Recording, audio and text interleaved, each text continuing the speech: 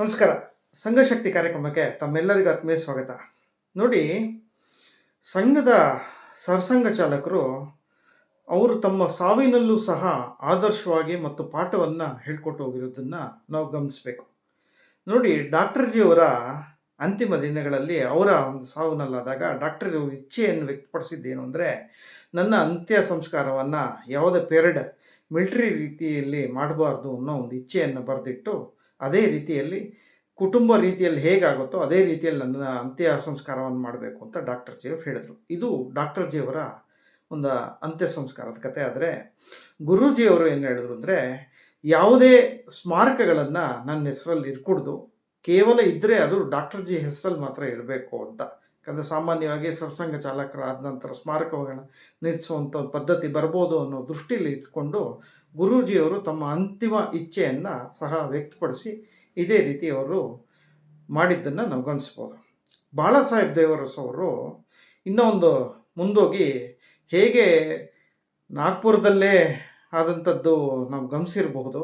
Doctor G Guruji ಈ ರೀತಿ ಇರುವಂಥದ್ದನ್ನು, ನನ್ನ ಒಂದು ಅಂತ್ಯ ಸಂಸ್ಕಾರವನ್ನು ಸಾಮಾನ್ಯ ಪ್ರಜೆ ಎಲ್ಲಿ ಮಾಡ್ತಾರೋ ರುದ್ರಭೂಮಿಯಲ್ಲಿ, ಅದೇ ಒಂದು ರುದ್ರಭೂಮಿಯಲ್ಲೇ ಮಾಡಬೇಕು ಅನ್ನೋದನ್ನು ಬಾಳಾ ಸಾಹೇಬ್ ದೇವರಸ್ ಅವರು ಇಚ್ಛೆಯನ್ನು ವ್ಯಕ್ತಪಡಿಸ್ತಾರೆ.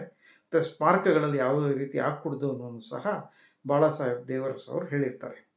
ರಜ್ಜುಬೈನವರು ಇನ್ನೊಂದು ರೀತಿಯಲ್ಲಿ ಹೇಳೋದೇನೆಂದರೆ, ಅವರ ಅಂತಿಮ ದಿನಗಳನ್ನು ಪುಣೆ ನಗರದಲ್ಲಿ ಅವರು ಕಳೀತಾರೆ. ಹಾಗಾಗಿ ಅವರ ಒಂದು ಅಂತಿಮ ಒಂದು ಇಚ್ಛೆಯನ್ನು ಹೇಗೆ ವ್ಯಕ್ತಪಡಿಸ್ತಾರೆ ಅಂದರೆ, ನಾನು ಯಾವ ಊರಲ್ಲಿ ಇರ್ತೀನೋ ಅದೇ ನನ್ನ ಪುಣ್ಯಭೂಮಿ. ಭರತ ಭೂಮಿಯಲ್ಲಿ ಎಲ್ಲ ಊರುಗಳು ಪುಣ್ಯಭೂಮಿ ಆಗಿರೋದ್ರಿಂದ ಅದೇ ಊರಲ್ಲಿ ನನ್ನ ಅಂತ್ಯ ಸಂಸ್ಕಾರವನ್ನು ಮಾಡಬೇಕು.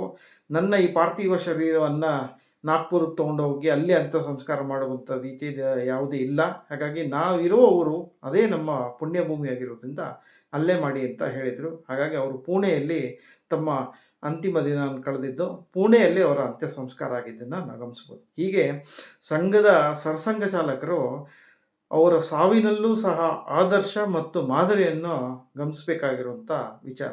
ಎಷ್ಟೋ ಜನ ಸಾವನ್ನೇ ಬಂಡವಾಳ ಮಾಡ್ಕೊಳ್ಳುವಂಥವ್ರಿಗೆ ಈ ಸಾವಿನಲ್ಲೂ ಆದರ್ಶ ಇರೋ ರೀತಿ ಹೇಗೆ ಅನ್ನೋದನ್ನು ಒಂದು ಉದಾಹರಣೆಯಾಗಿ ನಾವು ಹೇಳ್ಬೋದು. ಸದ್ಯಕ್ಕಿಷ್ಟಿರಲಿ, ಮುಂದಿನ ದಿವಸ ಬೇರೆ ವಿಚಾರವನ್ನು ತಿಳಿಸ್ಕೊಡ್ತೀನಿ. ನಮಸ್ಕಾರ.